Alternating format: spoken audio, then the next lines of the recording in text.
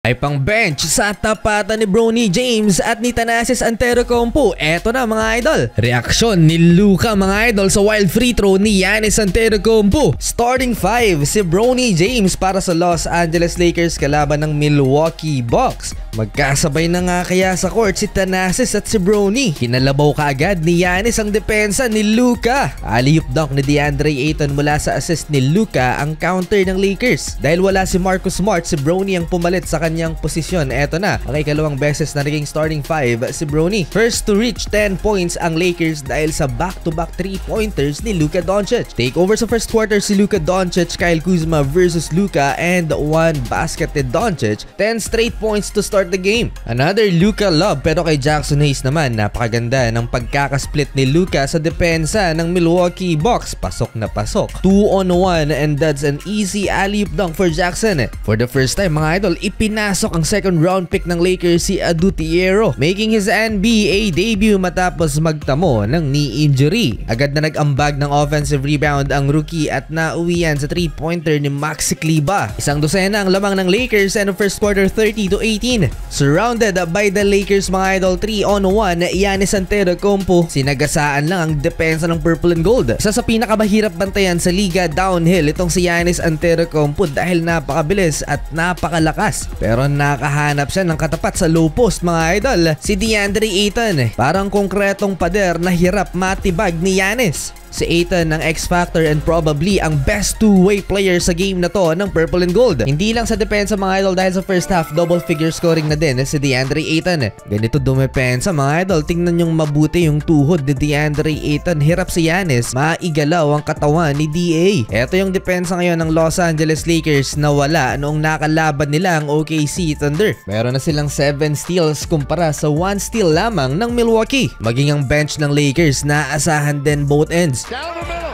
Jackson Hayes!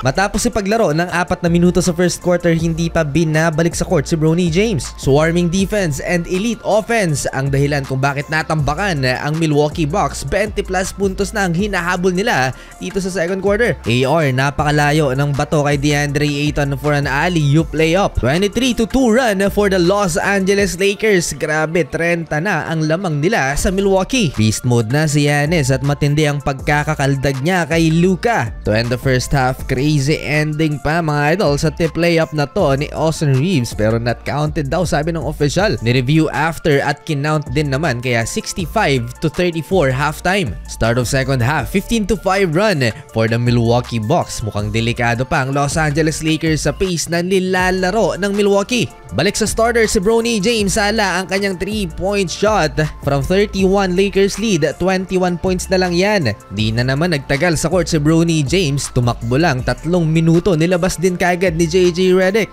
Mukhang matutuluyan yatang macho ang Purple and Gold. Nagtuloy-tuloy ang run ng Milwaukee Bucks, 15-0 run na. Natigil lang ang run ng Milwaukee sa free throws ni Luka at sa pick and roll action nila ni DeAndre Ayton. Ayton ang nag-benefit ng gusto mga idol sa playmaking skills ni Austin Reeves at ni Luka Doncic. Nag-slow down din ang offense ng Milwaukee Bucks. Laging dinodouble team ng Los Angeles Lakers si Giannis Antetokounmpo. Ang problema, maraming shooters ang Milwaukee Bucks kaya nagagawan pa rin ang paraan ng home team. AJ Green, 15 points with 4 triples. Ayton versus Antetokounmpo na naman, nakatukod ulit ang tuhod ni DA kaya hirap si Giannis na ikaldag ang big man ng Lakers. Nakapag-draw nga lang ng foul si Greek Freak. Austin Reeves, deep 3-pointer. Balik sa 20 points ang lamang ng Lakers. Last 2 minutes, gumawa na naman ng solid run ang Milwaukee Bucks, 8-1. Pero sumagot si Luka Doncic last 60 seconds ng third quarter ng back-to-back 3-pointers. Sakit sa ulo ni Giannis si Luka Doncic, nag-airball pa si Greek Freak sa free throw. Sabay sigaw sa crowd si Luka na para bang inaasar na yung superstar nila. Hindi makashoot ng free throw, back-to-back pa yung missed free throw shots ni Giannis.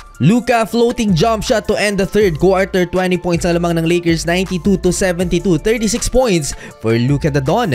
1 rebound away na lang for a double-double performance si Luka. Fourth quarter, Jackson Hayes, one-handed slam. 3 3-pointers naman ang naikana ng Milwaukee Bucks kaya naibaba sa 13 points na lamang ng Purple and Gold, 94-81. Manageable na. Habang nasa upuan si Luka Doncic, napa-take over naman si A-Rivs with a couple of 3-pointers para sagutin ang magkakasunod na tres naman ng Milwaukee. 16-point Lakers lead entering the halfway mark ng final frame, 100-84. 3-point shootout sa fourth quarter, another 3-point basket by Austin Reeves and Giannis. Sumagot din ng tres. All scores ng Milwaukee Bucks sa fourth quarter ay nagmula sa labas. 105-87, final 5 minutes ng fourth quarter. 40-point game na si Luka, last 3 minutes ng fourth quarter, lamang din ulit ng 20 ang Lakers, 110-88. At dahil malaki ang lamang ng Los Angeles Lakers, pinasok na si Thanasis last 3 minutes. Ito na ang pinakainaantay ng lahat. Alam ko ang tapatan ni Thanasis at ni Bronny.